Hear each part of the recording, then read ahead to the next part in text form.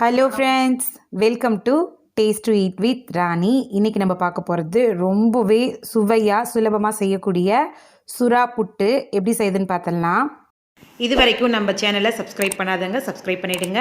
அப்படியே பக்கத்தில் உள்ள பெல் ஐக்கானை கிளிக் பண்ணிவிடுங்க. இதுக்கு நான் ஃபஸ்ட்டு 1 கிலோ அளவு சுறா மீன் வாங்கியிருக்கேன்.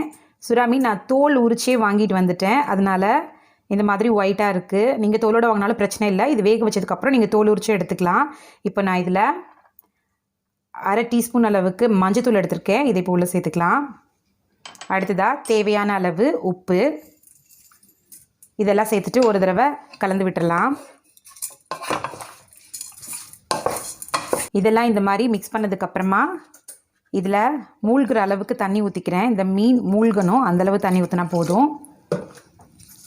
இப்போது தண்ணி சேர்த்தாச்சு. தண்ணி இந்த மாதிரி மூழ்கிற அளவு ஊற்றுனதுக்கப்புறமா இதை அடுப்பை சிம்மில் வச்சுக்கோங்க. சிம்மில் வச்சுட்டு 7 to 10 மினிட்ஸ் வரைக்கும் இதை வேக வச்சு எடுத்துக்கலாம். பாருங்கள், எனக்கு 7 மினிட்ஸ் தான் இருக்குது.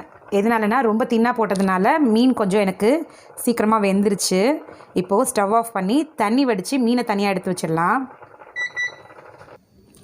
பாருங்கள், தண்ணியை வடித்து அந்த மீனை தனியாக எடுத்து வச்சுருக்கேன். இப்போது இந்த மாதிரி மீன் எல்லாத்தையும் இப்படி உடச்சி எடுத்துக்கலாம் தூளாக. இப்போ இந்த எலும்பெல்லாம் தனியாக எடுத்து போட்டுருங்க, தேவையில்லை. இப்போ வெறும் ஃப்ளஷை மட்டும் இந்த மாதிரி உடச்சி எடுத்து வச்சுக்கலாம். மீனெல்லாம் இந்த மாதிரி உதுத்து எடுத்து வச்சுருக்கேன். இப்போ அடுத்ததாக கடாய் வச்சுருக்கேன் அடுப்பில். கடாய் நல்லா சூடாயிடுச்சு. இப்போது இதில் நல்லெண்ணெய் சேர்த்துக்கலாம். எண்ணெய் நல்லா சூடாயிடுச்சு. இப்போ 1 டேபிள் ஸ்பூன் அளவு கடுகு எடுத்துருக்கேன். இதை இப்போ உள்ளே சேர்த்துக்கலாம்.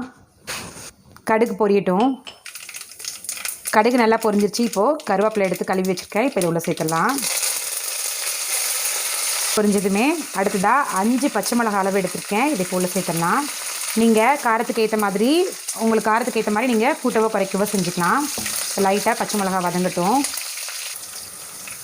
பச்சை மிளகா லைட்டாக வதங்கினதுக்கப்புறமா 2 டேபிள் ஸ்பூன் அளவுக்கு இஞ்சி பூண்டு பேஸ்ட் எடுத்திருக்கேன். இதை இப்போ உள்ள சேர்த்துடலாம். இஞ்சி பூண்டு பேஸ்ட்டும் வதங்கினதுக்கப்புறமா சின்ன வெங்காயம் பெரிய வெங்காயம் ரெண்டுமே மிக்ஸ் பண்ணி 200 கிராம் அளவு பொடியாக கட் பண்ணி எடுத்திருக்கேன். இதை இப்போ உள்ளே சேர்த்துக்கலாம். வெங்காயம் சேர்த்ததுக்கப்புறமா நம்ம வெங்காயத்துக்கு ஏற்ற மாதிரி உப்பு சேர்த்துக்கலாம்.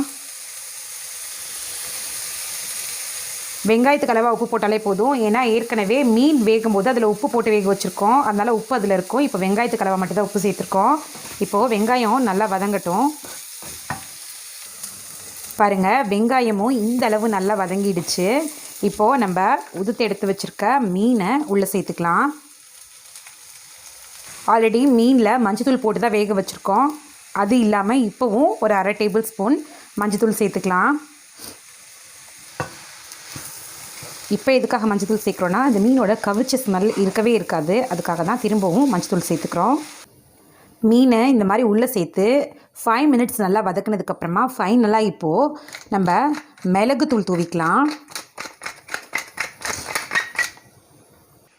1 டேபிள் ஸ்பூன் அளவு மிளகுத்தூள் தூவியிருக்கேன். இப்போது இதை நல்லா கலந்து விட்டுடலாம்.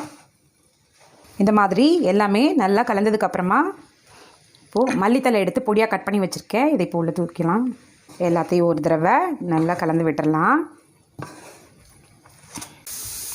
அவ்வளோதான். பாருங்கள், நம்மளோட சுறா புட்டு ரொம்பவே சிம்பிளாக ரொம்ப டேஸ்ட்டாக சீக்கிரமே ரெடி பண்ணிடலாம்.